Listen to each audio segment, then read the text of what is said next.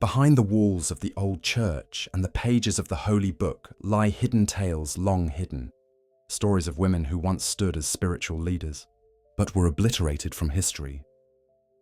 At the center of this story is Mary Magdalene. For centuries, she was depicted as a repentant prostitute, a narrative beginning not from the Bible, but from the 6th century sermon of Pope Gregory III, who united Mary Magdalene with the sinful woman in Luke 7 and Mary of Bethany.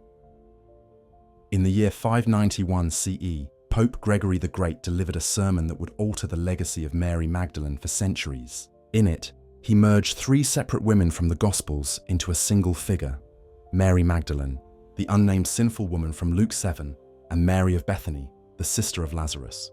This fusion created a composite Magdalene, at once a repentant prostitute, a contemplative virgin, and a devoted follower of Christ. But here is the critical truth. The Gospels never identify Mary Magdalene as a prostitute. The label was not scripture, it was interpretation. And it was Gregory's interpretation that became doctrine in the Western Church, casting a long shadow over Magdalene's true role in early Christianity. But in the canonical Gospels, Mary Magdalene is never called a prostitute, not once, not even by implication. Instead, she is described as a woman who had been healed by Jesus, not shamed, not punished, but restored. And more importantly, she remained by his side when others, men who would become the pillars of the early church, fled in fear and silence. At the crucifixion, she did not turn away. At the tomb, she was the first to arrive. And in the garden, it was to her, not to Peter, not to John, that the risen Christ first appeared. In the Gospel of John, chapter 20, it is Mary Magdalene who sees the empty tomb. It is Mary who weeps, who lingers, who listens, and it is Mary whom Jesus calls by name. Her response was not disbelief, not hesitation, but mission. She runs to the disciples and declares, "I have seen the Lord." These 5 words make her the first preacher of the resurrection, the very core of the Christian faith. Why did history forget it? The answer is hidden in the dynamics of power. Who can lead? Who can speak in the name of God? In the 20th century, scholars made a groundbreaking discovery: fragments of an ancient text known as the Gospel of Mary. Unlike the canonical Gospels, this work presents Mary Magdalene not merely as a witness to Jesus' resurrection. In its pages, Mary recounts visions and teachings given to her in private, teachings the other disciples did not hear.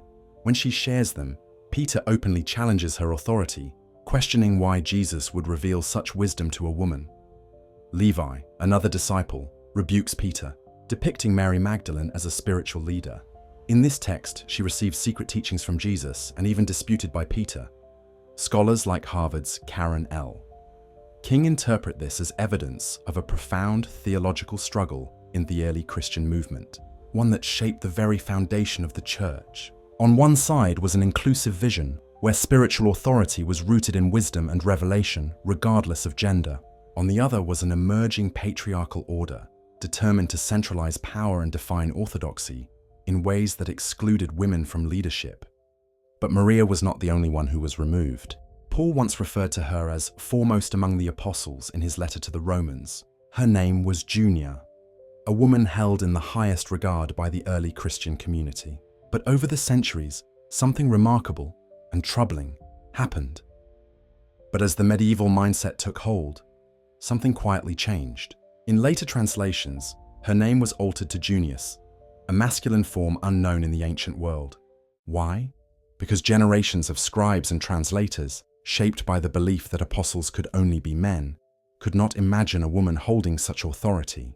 Today, scholars studying the earliest manuscripts have restored her original name, and with it, a vital truth: that the earliest church recognized women among its apostles, standing shoulder to shoulder in the work of the gospel.